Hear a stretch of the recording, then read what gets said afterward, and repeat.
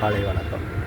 கடவுள் ஒருவனுக்கு நிறைய துன்பங்களையும் சோகத்தையும் மாறி மாறி கஷ்டத்தை கொடுத்து கொண்டு இருந்தாலும் ஏன் கொடுக்கிறான் என்றால், ஒன்று, கடவுள் நம்பிக்கையை உண்டுபடுத்துவதற்காக, ஊக்கத்தை கொடுப்பதற்காக, தன்னம்பிக்கை கொடுப்பதற்காக, திருந்துவதற்காக, இப்படி இறை நம்பிக்கை வேண்டும் என்பதற்காக.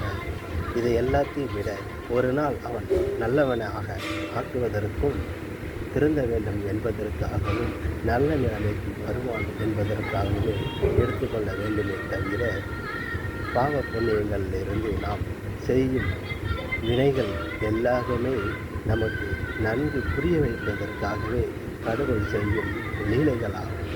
குற்ற சம்பவங்கள் எதுவாக இருந்தாலும் நாம் அதை திருத்திக் கொள்வதற்கு, சமமாக வாழ்வதற்கும் தான் இந்த தண்டனைகள் என்று புரிய வைப்பதற்கு இந்த கஷ்டங்களும் சோதனைகளுமே தவிர யாரையும் துன்புறுத்துவதற்காக அல்ல என்பதற்காக உணர்த்துவதற்கு இந்த காலம். நன்றி.